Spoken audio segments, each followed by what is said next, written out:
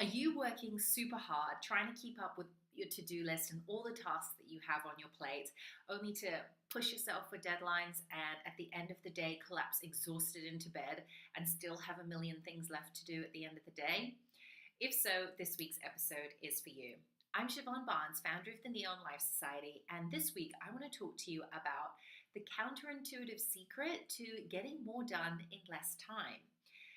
This has been a huge area of work for myself. I've always been one of those people who works really hard, and my theme used to be to maximize, and I would cram every second of every minute of every day with stuff because I didn't want to take a break and I didn't want to be seemingly unproductive. And what I've come to realize is that the way to actually be more productive is to take more breaks. And it sounds really counterintuitive, but I want to share with you 3 reasons why you should take a break.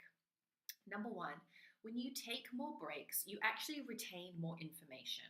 You're able to really process what it is you're working on and make smarter decisions about, the direction of that particular project, or, think about whether you're using your time really correctly. And that leads me on to point number 2, which is you're really able to reevaluate your goals. Sometimes when you're so singularly focused on one particular task, you might be really dead set on getting it done. And that particular task that you're doing may not be the best way to get to the end result of a project. You might actually be better off like cutting your losses and focusing on something else. So I'll give you an example in my life. I have been thinking about a number of different projects to run based on the fact that I'm off on maternity leave, and I want to make sure that you guys have something that you can be doing whilst I'm away and not taking on any one-on-one clients. And I had an idea for a particular program that I wanted to run, and I was really dead set on like getting the website up, getting everything sorted, getting the sequence done so that I could make sure that everything was running smoothly. And actually, it was during a break. I actually took a walk because I felt like I needed to move my body. I came up with a completely different idea for a program that I wanted to run. Something that was far more simple, something that was far more basic, and met somebody where they're at in terms of like not having a clue on where to start. And from there, I, scrapped the idea of getting everything sorted to going back to basics and interviewing a few people and getting some feedback on my ideas. And that saved me so much time. Had I gone ahead with the project and not done this fundamental shift and really tweaked the research, maybe that program wouldn't have done so well. So it's important to really reevaluate your goals. The third thing that breaks do is actually they stop you from being bored. I don't know if you're anything like me, but when you're so single-minded on a task, you can sometimes feel a little bit uninspired by what you're doing. And it takes even longer to get something done, and you end up procrastinating.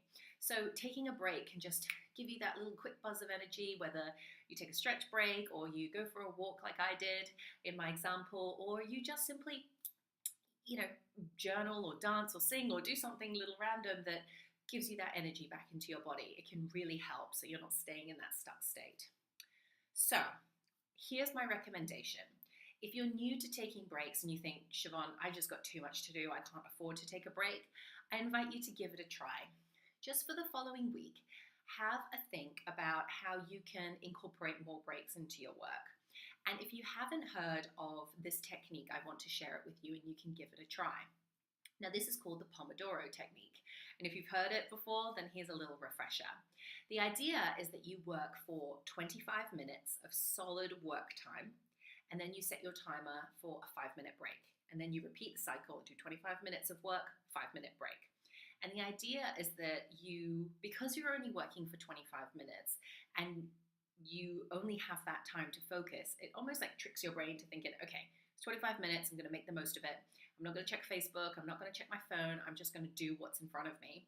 And that allows you to actually concentrate really well. And then the 5-minute break, you go grab a coffee or whatever it is, and then you get back into it.